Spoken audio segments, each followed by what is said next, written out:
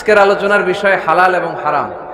আলোচনার বিষয় হালাল এবং হারাম। দুই রাস্তা, হালাল চলে গেছে এইদিকে, হারাম গেছে এইদিকে।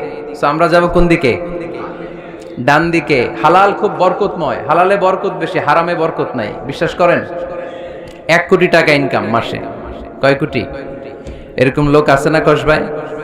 বাংলাদেশে আছে না? 1 কোটি টাকা ইনকাম, কোটি টাকা ইনকাম তার। কিন্তু বছরে কোটি কোটি টাকা তার ইনকাম, 1 মাসে ইনকাম 1 কোটি টাকা। কিন্তু দেখা যায় মাসে একটা হসপিটাল বিল পরিশোধ করতে তার চলে যায় 50 লাখ টাকা। আছে না নাই? ওয়াইফের ক্যান্সার, যার নেই কোনো অ্যান্সার। ছেলে ইয়াবা খায়, ওরে দেয়া লাগে 20 লাখ। বাড়ি ভাড়া, খাওয়া দাওয়া ইত্যাদি খরচ শেষে দেখা যায় মাস শেষে আরো 20 লাখ ঋণের মধ্যে পড়ে আছে। আছে না নাই? কিন্তু মাসে ইনকাম ছিল কত? 1 কোটি। কিন্তু মাস শেষে দেখা যায় 20 লক্ষ টাকা ঋণের বোঝায় চাপা পড়ে আছে। আর রিকশাওয়ালা, ওর বেতন নাই, যা পারে ইনকাম করে প্রতিদিন। মাসে অন অ্যান অ্যাভারেজ তার ইনকাম 5000। কয় হাজার? 1000 চলে যায় ওর যে ছুপড়ির বেড়া, ওই বাড়ির ভাড়া দিতে। 1000 চলে যায় ওর খাওয়া, 1000 চলে যায় চিকিৎসা, 1000 চলে যায় ছেলেমেয়েদের পড়াশোনা, আনুষঙ্গিক আরো 500, মাস শেষে আরো থেকে যায় 500। সুবহানাল্লাহ কইতে পারলেন না? 1 কোটি টাকা ইনকাম করেও 20 লক্ষ টাকা ঋণের বোঝায় চাপা পড়ে আছে। আর 5000 টাকা ইনকাম, মাস শেষে কত থাকে? 500। কারণ ওর পুরো ইনকামটাই হালাল। ওর পুরো ইনকামটা কি? আর হালালে বরকত ঢুকায় দিছে কে? হারামে কোনো বরকত আছে? আওয়াজ করে বলেন তো, গরু খাওয়া হালাল না হারাম? কুকুর খাওয়া? কুরবানিতে কি জবাই হয়? সুন্নতে খাতনার অনুষ্ঠানে, বিয়ের অনুষ্ঠানে, প্রতিদিন কসাইয়ের দোকানে কোথাও কুকুর জবাই হয়? আচ্ছা, গরু বা গাভী বছরে বাচ্চা দেয় কয়টা? একটা। আর কুকুর দেয় কয়টা? 7টা, 10টা, 11টা। জন্ম নিয়ন্ত্রণ নাই তো, দেদারসে দিচ্ছে, ফ্যামিলি প্ল্যানিং নাই, তাই না? আচ্ছা, তো দেখেন, গরু বাচ্চা দিল কম, কুকুর বাচ্চা দিল বেশি। গরু জবাই হয় বেশি, কুকুর জবাই হয় না। গরু আমরা খাই বেশি, কুকুর খাই না। তারপরেও কসবায় গরু বেশি না কুকুর বেশি? আওয়াজ করে বলতে হবে, গরু না কুকুর? কারণ গরু খাওয়া হালাল, আর হালালে বরকত ঢুকায় দিছে কে? এজন্য দ্য ডিসিশন ইজ ইয়োরস। সিদ্ধান্ত আপনার। কই যাবেন, ডানে না বায়ে? হালালের সাথে না হারামের সাথে? হালালটা হচ্ছে পরিবেশ বান্ধব। হালালটা কি? Eco friendly. এটা পরিবেশ বান্ধব, এটা স্বাস্থ্যকর, এটা রুচিসম্মত, এটার মধ্যে কোনো ঝামেলা নাই, এটাতে কোনো ভেজাল নাই। হালালে থাকলেই লাভ, যদিও অল্প। সুবহানাল্লাহ পড়েন।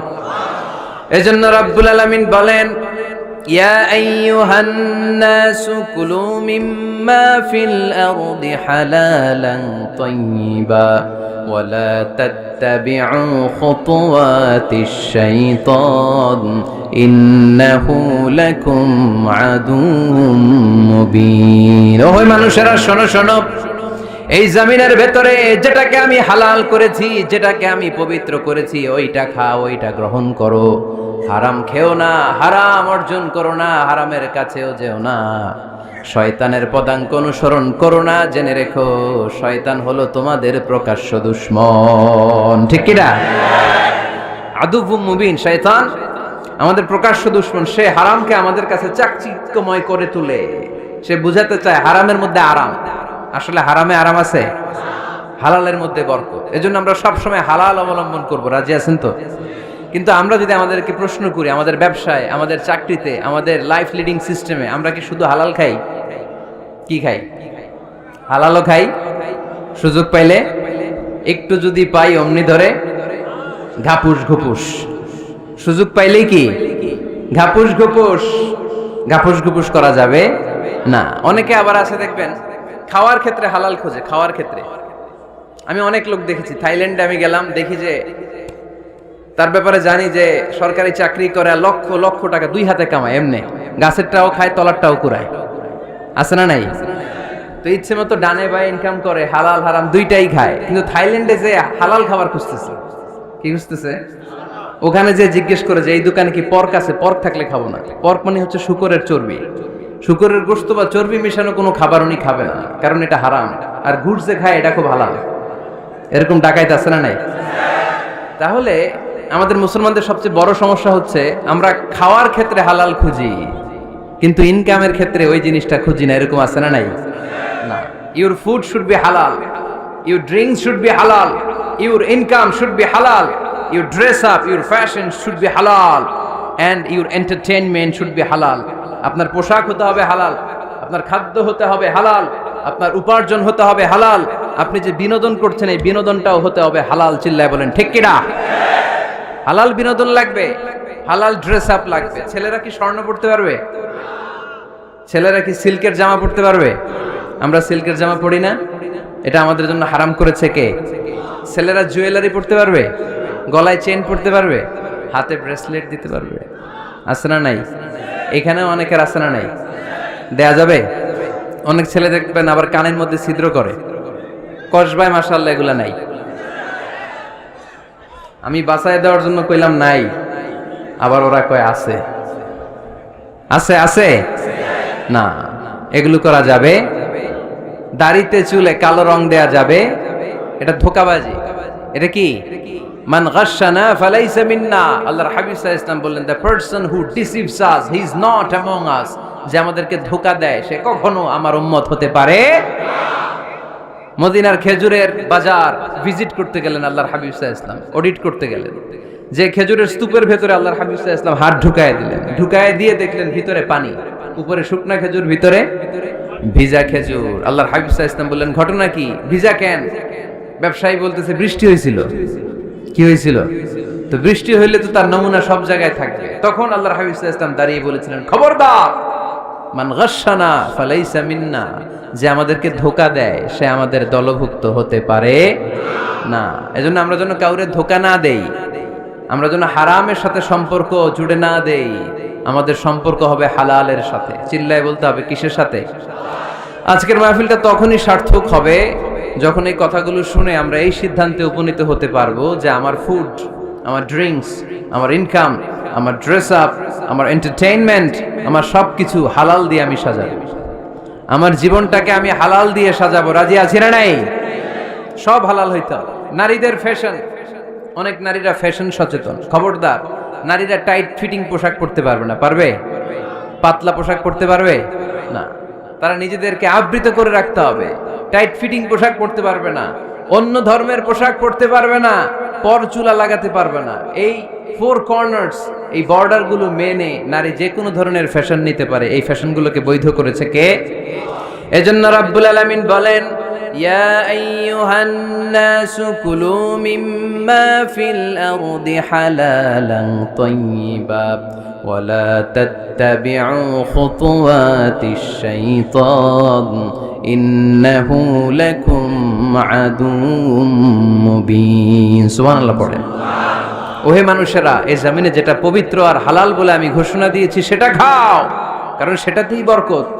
আর শয়তানের পদাঙ্ক অনুসরণ করো না, কারণ শয়তান তোমাদের প্রকাশ্য শত্রু। কথাটা বলেছেন কে? তাহলে আমরা হালালের পক্ষে না বিপক্ষে? এই আপনাদের গলার আওয়াজ। হালালের পক্ষে না বিপক্ষে? হারামের পক্ষে না বিপক্ষে? আমরা আমাদের জীবনটা হালাল দিয়ে সাজাতে চাই কি চাই না? কারণ হালালে বরকত ঢুকায় দিছে কে? কিভাবে আপনার জীবনের প্রতিটি অঙ্গনকে হালাল দিয়ে সাজাবেন? কিভাবে এই হারাম থেকে বেঁচে থাকবেন? এর কিছু মূলনীতি আছে, some principles, you have to follow it. এই প্রিন্সিপালগুলো যদি খেয়াল করেন তাহলে হালাল দিয়ে জীবন সাজানো সহজ। আর এই প্রিন্সিপালে, মূলনীতিতে যদি ভেজাল লাগায় দেন তাহলে সব জায়গায় ভেজাল আছে না নাই?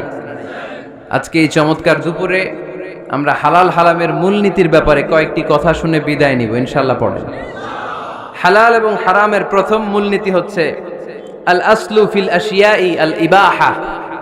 মূলত সব কিছু পৃথিবীতে যা দেখি, যা পাওয়া যায়, খাবার দাবার যাই হোক না কেন, মৌলিকভাবে সবকিছু হালাল। যুবক ছেলেরা বুঝে যাও, কান দুটো খরগোশের কানের মতো খাড়া করো। আমি সহজ করে বুঝাবার চেষ্টা করব, যদিও সহজ করে বুঝানো সহজ না। সহজ করে কইতে আমায় কহজে, সহজ করে যায় না কওয়া সহজে, ঠিক কিনা? তারপর আমি চেষ্টা করছি সহজ করে বুঝানোর। খুব সহজ। আদ-দীনু ইউসরুন লা উসরা ফি, দিন সহজ, এর মধ্যে কাঠিন্যতা নাই। মন জয় করার 4টা বাক্য আল্লাহর হাবিব সাল্লাল্লাহু আলাইহি ওয়াসাল্লাম আমাদেরকে শিখিয়ে গিয়েছেন। বাশিরু ওয়ালা তুনাফিরু, ইয়াসসিরু ওয়ালা তুআসসিরু, সহজ করে উপস্থাপন করো, কঠিন করো না। মানুষকে দিনের প্রতি আকৃষ্ট করো, দিন থেকে ভাগিয়ে দিও না। আমরা অনেকে দিন থেকে ভাগায় দেই, আছে না নাই? এক ছেলে হিন্দু হইছে, হিন্দু থেকে মুসলমান হইছে, আগে ছিল হিন্দু, এখন দেখে এই ছেলেরে কি সুন্নি মুসলমান বানাবে, না ওয়াহাবি বানাবে, না আহলে হাদিস বানাবে, না হানাফি বানাবে, এই নিয়ে কিলাকিলি আছে না নাই? আহা কি বিপদ! সে কয় আগে হিন্দু আছিলাম, এটাই তো ভালো আছিল। মুসলমান হওয়ার পরে এর ভয় দেখানো শুরু করছে, এই খবরদার, নামাজ রোজা যাকাত হজ সব লাগবে, হারাম খাওয়া যাবে না, এটা নাই ইসলামে, এটা নাই, ওইটা নাই, ওইটা নাই। হিন্দু কই তাহলে আমিও নাই, এরকম হয় না? খবরদার, আল্লাহ ছাড় দিতে চায়, মৌলবীরা ছাড় দেয় না, আছে না নাই? তো আমরা যেন কঠিন না করি। হালাল হারামের প্রথম মূলনীতি হচ্ছে basically everything in this world is হালাল। এই পৃথিবীতে যা আছে সবই হালাল। সব কি? সব হালাল, সব হালাল, সবই হালাল, অল্প কিছু হারাম।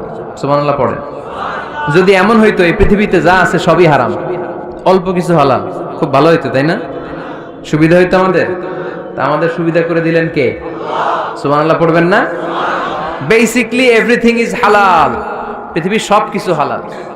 আপনারা যদি কেউ কিছু বলে যে এটা কি হালাল না হারাম, আপনি হুট করে বলবেন আগে বলবো হালাল, যদি হারামের দলিল পাওয়া যায় তখন বলবো হারাম, ঠিক কি না?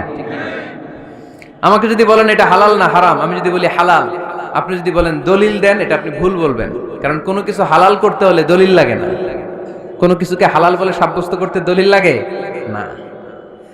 হারাম বলে যদি সাব্যস্ত করতে চান তখন দলিল লাগবে, তাও তেনা পেছানো দলিল দিয়ে হবে না, যেন তেন দলিল দিয়ে হবে, অকাট্য দলিল, এটাকে বলে আল আদিল্লা আল কাতঈয়া। অকাট্য দলিল লাগে কোনো জিনিসকে হারাম সাব্যস্ত করতে হলে। তাহলে এই যে আমাদের জন্য আল্লাহ সহজ করে দিলেন, সবকিছু বেসিকলি হালাল, যতক্ষণ না এটা হারাম হওয়ার ব্যাপারে দলিল পাওয়া যায়। এজন্য হারাম হারাম জিকির না করে জিকিরটা চেঞ্জ করে করতে হবে হালাল হালাল। কথা বলেন ঠিক কিনা? জিকির 2 ধরনের আছে। জিকির কয় ধরনের? একটা জিকির হচ্ছে হারাম হারাম হারাম, এক দলের কাছে সবই হারাম। একটা সময় এদেশের কিছু আলেম সমাজ ইংরেজিকে হারাম বলতো, ইংরেজি শিক্ষা করাকে কি বলতো? সময়ের বিবর্তনে এটা এখন হালাল। এখন এটা কি হালাল। একটা সময়ে আলেম সমাজের কিছু অংশ রাজনীতি করাকে হারাম বলতো, কথা কি বুঝতেছেন? এখন এটা কি হালাল হয়ে গেছে। ইসলামী ব্যাংকিং কে হারাম বলতে একটা সময়, যে না কোনো ফিনান্সিয়াল ট্রানজাকশন এই সিস্টেমে ব্যাংকিং এটা ইসলামে জায়েজ না, এটা হারাম হারাম, কারণ ওদের জিকির কি? কথা কয় না? হারাম হারাম হচ্ছে এদের জিকির। একটা সময় ইসলামিক ব্যাংকিং হারাম ছিল, এখন এটা কি হয়ে গেছে? তার মানে এখনো অনেক কিছু এদের কাছে হারাম। সময়ের বিবর্তনে, কালের আবর্তনে এদের মুখ দিয়ে এগুলো একদিন হালাল হয়ে বের হবে। চিল্লায় বলেন ঠিক কি না?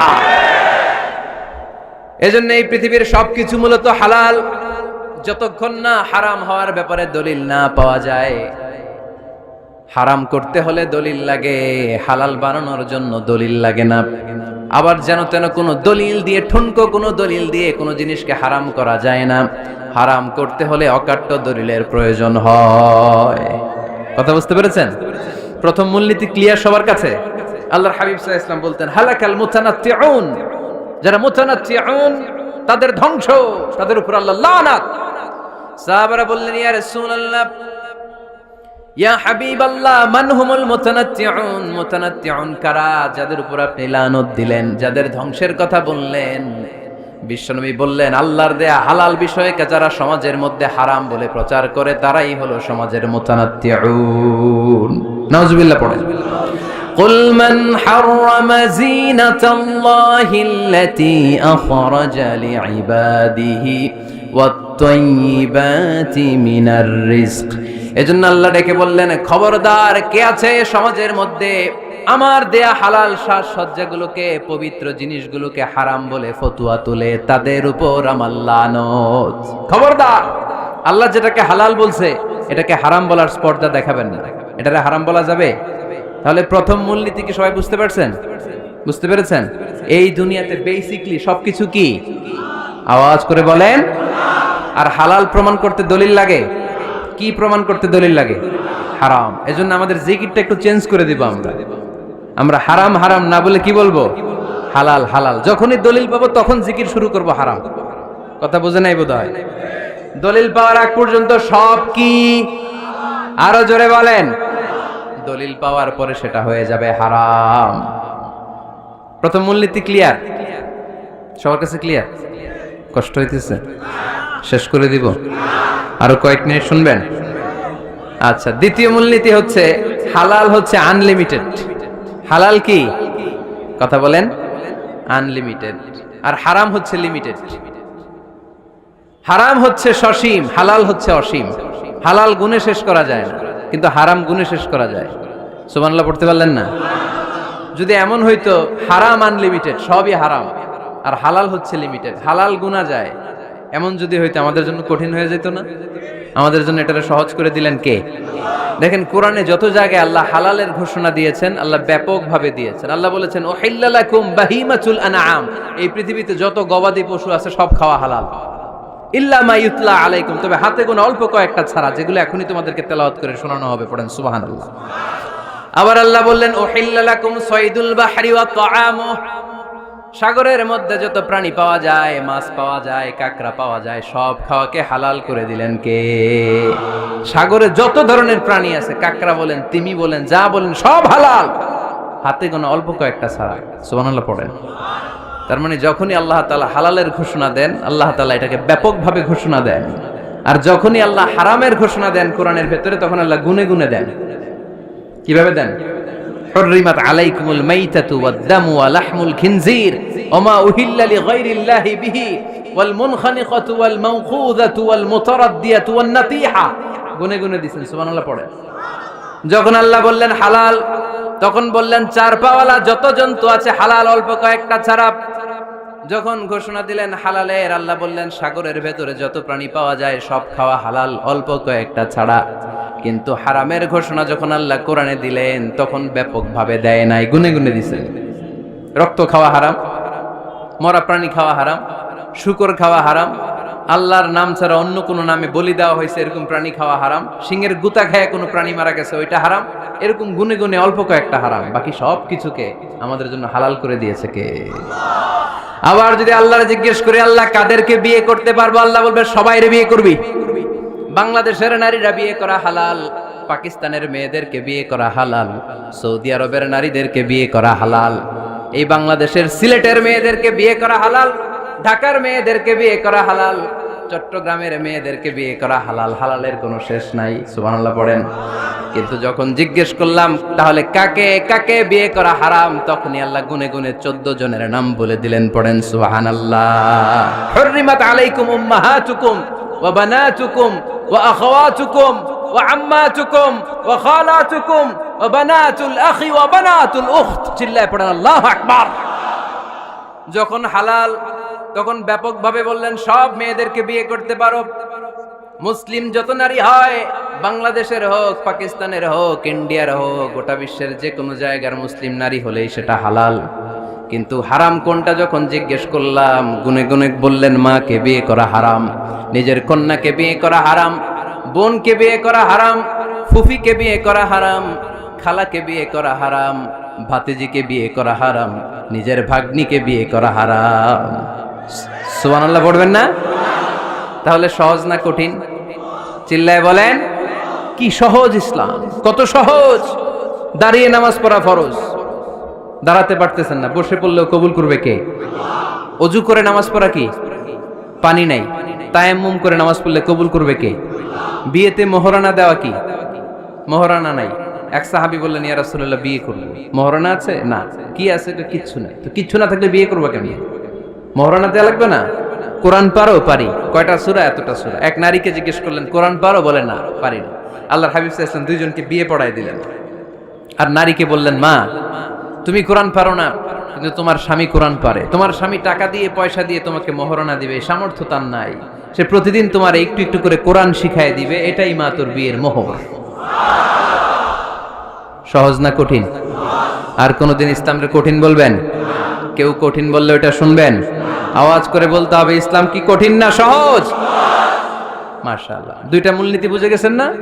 পৃথিবীর সব হালাল যতক্ষণ না দলিল পাওয়া যায়। হালাল বলতে দলিল লাগে না, হারাম বলতে দলিল লাগে। 2 নাম্বার, হালাল আনলিমিটেড আর হারাম লিমিটেড, সহজ করে দিয়েছে, সুবহানাল্লাহ পড়েন। 3 নাম্বার, হালাল হারামের মূলনীতি হচ্ছে ইসলাম শুধু হারাম বলে দিয়ে বসে থাকে নাই। কোনো বিষয়ে যদি ইসলাম হারাম ঘোষণা দেয়, ইসলাম একটা অল্টারনেটিভ আমাদেরকে সাজেস্ট করেছে। সুবহানাল্লাহ কোন? আমি বলে দিলাম এটা করা যাবে না, এটা করা যাবে না, এটা করা যাবে না, আমার কাজ শেষ, কি করা যাবে হুজুর এটা কোন? এরকম প্রশ্ন আছে না নাই? হারাম হারাম এই জিকির করে যে আপনি বসে রইলেন, হালাল কোনটা এটা বলে দিয়ে যান, চিল্লায় বলেন ঠিক কি না? ইসলাম শুধু হারাম বলেই বসে থাকে নাই, যত জায়গায় ইসলাম হারাম বলেছে, ইসলাম একটা অল্টারনেটিভ সাজেস্ট করেছে। Islam provides us the alternatives, always alternative দিয়েছে। ইসলাম দ্যার্থইন কণ্ঠে ঘোষণা দিয়ে আমাদেরকে জানিয়ে দিয়েছে সুদ খাওয়া হালাল না হারাম। আমরা বললাম আল্লাহ সুদ যদি হারাম হয় আমরা কেমন করে আমাদের জীবন চালাবো? আল্লাহ বললেন ওয়া আহাল্লাল্লাহুল বাই'a ওয়া হারামার রিবা। চিন্তা নাই, ভয় নাই, কেমন করে সমাজ চলবে জেনে রাখো। আমি আল্লাহ যখনই সুদকে হারাম করেছি, তার বিপরীতে ব্যবসাকে আমি আল্লাহ তোমাদের জন্য হালাল করে দিয়েছি। অল্টারনেটিভ আছে না নাই? অল্টারনেটিভ মানে বোঝেন তো? বিকল্প। অল্টারনেটিভ মানে কি? বিকল্প। সুদ হারাম, সুদ হারাম বলে বসে থাকলে হয়তো ঝামেলা লাগতো না। সুদকে হারাম করে দিয়ে অল্টারনেটিভ আল্লাহ আমাদের জন্য ব্যবসাকে হালাল করে দিয়েছেন। পড়েন সুবহানাল্লাহ। ইসলাম বলেছে ওয়ালা তাকরাবুজ জিনা, খবরদার বিবাহ বহির্ভূত গার্লফ্রেন্ড বয়ফ্রেন্ড বলেন, পরকিয়া বলেন, কোন ধরনের শারীরিক সম্পর্ক জায়েজ নাই, এটা হারাম। জিনার কাছেও যেও না। এখন আমরা বললাম আল্লাহ জিনার কাছেও যদি না যাই তাহলে যৌন চাহিদা মিটাবো কি করে? আল্লাহ বললেন জিনাকে হারাম করেছি, অল্টারনেটিভ বিয়ের জায়েজ করে দিয়েছি। আন-নিকাহু মিন সুন্নতি ফামান রাগিবা আন সুন্নতি ফালাইসা মিন্নি। বিয়ে আমার সুন্নাহ, যে আমার সুন্নাতরে ভালোবাসে না সে আমার উম্মত হতে পারে না। এজন্য যুবক ভাইরা বিয়ে করবা। কি করবা? বিয়ের চেয়ে কোনো ভালো কাজ পৃথিবীতে হতে পারে? আমরা গার্লফ্রেন্ড বয়ফ্রেন্ড মানি না। আছে নাকি এদিকে কারো? আছে? আছে না? না, ওই যে কত বড় সাহস, হাত তোলে আবার দুই একটা। এগুলার পুরা দেহটাই কলিজা। আমার সামনে বসে হাত তুলতেছে, আমার আছে, দেখছেন পুরাটাই কলিজা এগুলোর। না, এই জিএফ বিএফ এগুলোর সাথে আমরা নাই। আমরা বিয়ে করব, বিয়ে করলে বরকত দেয় কে? ছেলের বাপ মেয়ের বাপ সহজ করে দেন, সহজ করে দিবেন। কালিয়ারা না, কালিয়ারার ছেলের বাপ মেয়ের বাপ যারা আছেন সহজ করে দেন। ছেলে যদি মেয়েকে পছন্দ করে, মেয়ে যদি ছেলেকে পছন্দ করে, ছেলে যদি নামাজি হয়, কর্মঠ হয়, মেয়ে যদি ভদ্র হয়, বাদ সাধবেন না, বিয়ে দিয়ে দেন। কারণ বিয়ের চেয়ে ভালো কাজ আর হতে পারে না। এই যে পোলাপানের গলার আওয়াজ বেড়ে গেছে, এখন মহা খুশি, এখন আজারি হুজুর জিন্দাবাদ, এখন আর আমার বিরোধী কেউ নাই এই জায়গায়, সবাইরে হাত করে ফেলছি আমি, আগেও নাই। মাশাআল্লাহ। তো এই জন্য বিয়েটাকে সহজ করেন। খেয়াল করবেন, যেই সমাজে বিয়ে করা কঠিন ওই সমাজে জিনা করা সহজ, যেই সমাজে জিনা করা কঠিন ওই সমাজে বিয়ে করা সহজ, ঠিক কি না? পুরো উল্টো। বাংলাদেশে কোনটা করা কঠিন? হ্যাঁ, বিয়ে করা কঠিন। বিয়েতে ফ্ল্যাট লাগবে, ছেলের গাড়ি লাগবে, নিজের পায়ে দাঁড়ানো লাগবে, 10 লাখ টাকা মোহরানা লাগবে। জিনার জন্য কি লাগবে? কিচ্ছু লাগবে না, টোনাটুনি রাজি, তুমি আমি রাজি, অবৈধ সম্পর্ক হতে আর কিছু লাগে না। চিল্লায় বলেন ঠিক কিনা? কিন্তু বিয়েতে অনেক কিছু লাগবে, এইটা ওইটা। ছেলেরা কই তুই নিজের পায়ে দাঁড়া, তুমিও নিজের পায়ে দাঁড়ায় দেখাবে, এই যে নিজের পায়ে দাঁড়াইছে। তো এতদিন সে কার পায়ে দাঁড়াইছে? নিজের পায়েই তো দাঁড়াইছে। সহজ করবেন, বিয়েরে কঠিন করেন না। এই যে আমার নানা ভাই আছে, নানা ভাইয়ের এখানে যাবেন, নানা ভাইয়ের মসজিদ দেখলাম, কাবা ঘরের যে ডিজাইন, আর্কিটেকচারাল ডিজাইন, ওই সিস্টেমে মসজিদ। আজকে জোহরের সালাত পড়লাম, ওই মসজিদে নানা ভাই বিয়ে পড়াই দিবে। সবাই চলে যাবে নানা ভাইয়ের কাছে। রাজি আছো সবাই? ওই যে খুশি, সব খুশি। দেখছেন বিয়েটা যে ভালো জিনিস তার প্রমাণ। বিয়ের কথা কইলেই পোলাপান খালি হাসে। এটা জান্নাতি সম্পর্ক। তো এই কারণেই সাইয়েদনা আদম আলাইহিস সালাম আর হাওয়া আলাইহাস সালাম দুইজনকে বিয়ে পড়াই দিছিল কে? এই দুইজন এমন দুইজন মানব আর মানবী, ওনাদের কোনো শৈশব ছিল না, ওনাদের কোনো কৈশোর ছিল না, যৌবন দিয়েই শুরু। এজন্য আগে আল্লাহ বিয়ে পড়াই দিচ্ছে। কথা কয় না? ওই মেয়ে, আপনার শৈশব আছে না নাই? কৈশোর, আদম আলাইহিস সালামের শৈশব কৈশোর, হাওয়া আলাইহিস সালামের শৈশব কৈশোর। জীবন শুরু করছে কি দিয়া? যৌবন দিয়ে। বিয়ের দরকার আছে না নাই? এজন্য আল্লাহ জান্নাতে বিয়ে পড়ায় দিলেন। বিয়ের সম্পর্কটা জান্নাতি সম্পর্ক, বিয়ের ভালোবাসাটা জান্নাতি ভালোবাসা। এর চাইতে পবিত্র ভালোবাসা দুনিয়ায় হতে পারে? তাহলে ইসলাম কোন জিনিসকে হারাম ঘোষণা দিয়ে মুখে কুলু পেটে বসে থাকে নাই, অল্টারনেটিভ সাজেস্ট করেছে। সুদ খাওয়া হারাম, অল্টারনেটিভ ইসলাম আমাদেরকে বলে দিল ব্যবসা হালাল। জিনা করা হারাম, পরকিয়া হারাম, গার্লফ্রেন্ড বয়ফ্রেন্ডের এই কালচার হারাম, তার বিপরীতে বিয়ে করা হালাল। সুবহানাল্লাহ পড়েন। এরপর ইসলাম বলে মদ খাওয়া হারাম। ইন্নামাল খামরু ওয়াল মাইসির ওয়াল আনসাব ওয়াল আজলামু রিজসুম মিন আমালিশ শাইতানি ফাজতানিবু। খবরদার, মদ, জুয়া, লটারি এগুলো হারাম করে দিয়েছে কে? আল্লাহ বললেন মদ খেও না, মদ তোমাদের জন্য হারাম ঘোষণা করা হলো। আমরা বললাম আল্লাহ, শীত প্রধান দেশে মদ খেলে শরীরটা গরম থাকে, মদ না খেলে তো বেঁচে থাকার উপায় না।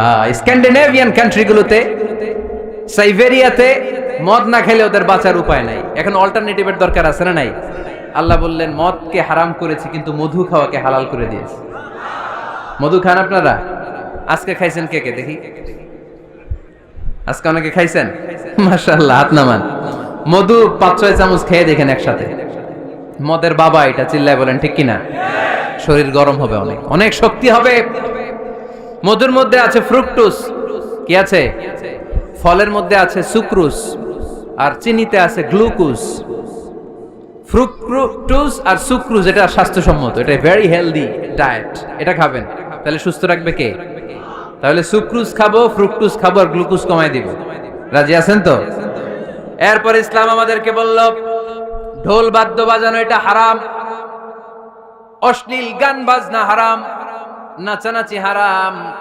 আমরা বললাম আল্লাহ, বিনোদনের একটা মাধ্যম তো আমাদের লাগবে। ইসলাম বলল ইসলামী নাশিদ যদি তুমি গাও সেটা হালাল। ঢোল হারাম, কিন্তু তার বিপরীতে দফকে হালাল করেছে কে? ঢোলের দুই দিকে আটকানো, এটা বাজালে নেফাকি তৈরি হয়, ধামধাম আওয়াজ তৈরি হয়, এমন বিট তৈরি হয়, ডান্স দিতে মনে চায়। আছে না নাই? প্রায় মাঝে মাঝে দেখি ওই গায়ে হলুদের অনুষ্ঠানে ইত্যাদি ইত্যাদি অমুক অনুষ্ঠানে বাসার ছাদের উপরে এমন বিটে হেভি মিউজিক্যাল ইনস্ট্রুমেন্ট দিয়ে এমন গান ছাড়ে, পুরো এলাকাটা কাঁপে ওনাদের সাথে। দুম্মা চলে, দুম্মা চলে, খালি কি চলে?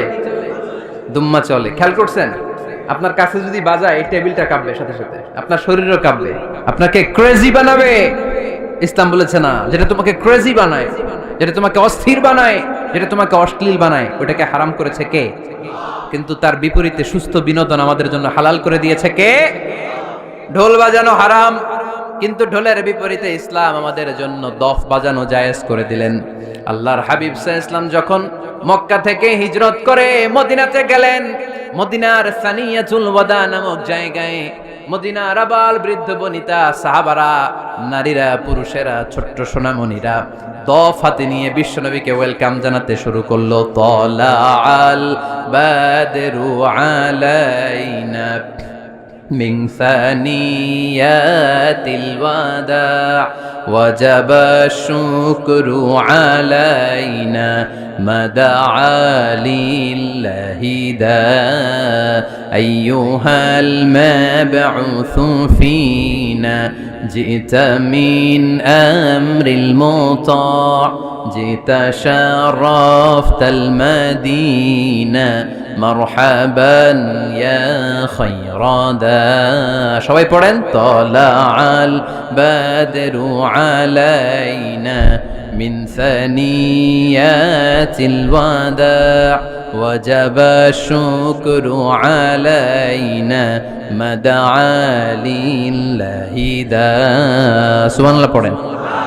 এই যে আমরা নাশিদটা গাইলাম, এটা হালাল না হারাম? সাথে যদি দফও থাকতো, আমরা যদি দফও বাজাইতাম, এটা হালাল না হারাম? এটা হালাল। দেখেন কি সুন্দর চেক এন্ড ব্যালেন্স, ইসলাম চেক এন্ড ব্যালেন্স করেছে। কতটা ভারসাম্যপূর্ণ জীবন ব্যবস্থা আমরা পেয়েছি, কত চমৎকার আমাদের শরিয়া। এটারে আমরা কঠিন বানাই। ঢোল বাজানো হারাম, কিন্তু তার বিপরীতে দফ বাজানোকে হালাল করে দিয়েছে কে? আবার আল্লাহর হাবিব সাল্লাল্লাহু আলাইহি ওয়াসাল্লাম বলতেন আ'লিনু আন নিকাহ বিদ-দুফুফ, এলাকায় যখন তোমাদের কারো বিয়ে হয় দফ দিয়ে ব্যান্ড পার্টি করে জানিয়ে দাও। ঢোলের ব্যান্ড পার্টি না, গিটারের না, হারমোনিয়ামের না, বংশী বাজায় কে রে সখী, বংশী বাজায় কে? ওই বংশী দিয়া না, ওই বংশী হারাম, বাঁশি বাজানো হারাম, কিন্তু দফ বাজানোকে হালাল করে দিয়েছে কে?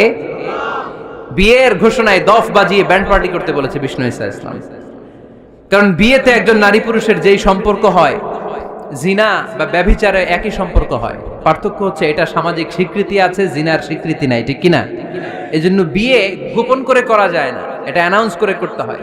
ওমরে ফারুক রাদিয়াল্লাহু তাআলা আনহু যখন মদিনার খলিফা, উনি বলতেন লুকিয়ে লুকিয়ে যদি কেউ বিয়ে করে, সমাজের আশেপাশে তার প্রতিবেশীরা যদি তাদের দাম্পত্য জীবন সম্পর্কে না জানে, আমি তাদের দুইজনকে জিনার শাস্তি দেব।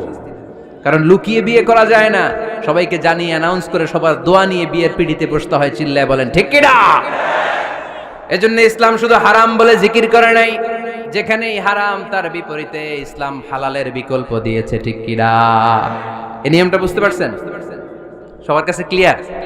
4 নম্বর মূলনীতি হচ্ছে ইসলাম যেই জিনিসটাকেই হারাম বলেছে তার পেছনে লজিক আছে, যুক্তি আছে, কারণ আছে।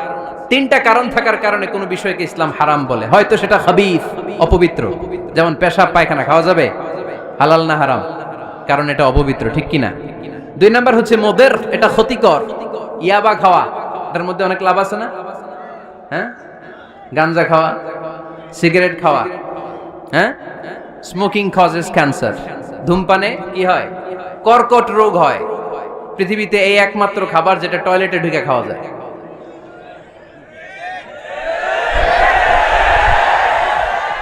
সিগারেট ছাড়া, এটা ছাড়া, এটা কোনো খাবার টয়লেটে বসে খাওয়া যায়? সিগারেটই পৃথিবীর একমাত্র খাবার যেই খাবারের প্যাকেটের উপর এই খাবারের বদনাম লেখা থাকে। কালিয়ারার বাজারে এক ধরনের বিস্কুট আসছে মনে করলেন, দেখলেন যে বিস্কুটের গায়ের মধ্যে লেখা এই বিস্কুট যেই খাবে তারই ডায়রিয়া হবে। খাবেন? দোকানওয়ালারা কি কইবেন?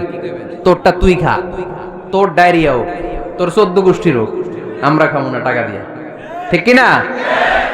কিন্তু কি আজীব তামাশা, এই সিগারেটের উপরে লেখা এটার বদনাম, যে এটা খেলে কি হয়? ক্যান্সার। এরপরও আমরা খাই। তারপর এটা হয় টোবাকো প্ল্যান্টস থেকে, তামাক পাতা থেকে। কালিয়ারায় তামাকের চাষ হয় নাকি? তামাক পাতা কেউ দেখছেন? এটার আবার বেড়া লাগে না, কারণ ছাগলও মুখ দেয় না। কথা কি বুঝতেছেন? তো যে এটা ছাগলও মুখ লাগাইলো না, আশরাফুল মাখলুকাত হয়ে, আল্লাহর শ্রেষ্ঠ জীব হয়ে আপনি এটা মুখে লাগাইতে পারেন? গোটা বিশ্বে এই ধূমপানের কারণে লক্ষ লক্ষ মানুষ অকাল মৃত্যুতে ঝরে পড়ছে। এটা হালাল না হারাম? কারণ এটা মোদের, এটা ক্ষতিকর। ইসলাম আমাদেরকে মূলনীতি শিখিয়েছে, লা দারারা ওয়ালা দারার। নিজেরও ক্ষতি করতে পারবা না, অন্যেরও ক্ষতি করতে পারবা না। আইনটা কার? তাহলে কোন জিনিস হারাম হওয়ার পেছনে 1 নাম্বার লজিক, সেটা হয়তো অপবিত্র, কিংবা সেটা ক্ষতিকর, অথবা ওইটার মধ্যে অশ্লীলতা আছে। আওয়াজ করে যুবকরা উত্তর দাও, মোবাইলের ভেতরে পর্নোগ্রাফি দেখা হালাল না হারাম? ব্লু ফিল্ম দেখা হালাল না হারাম?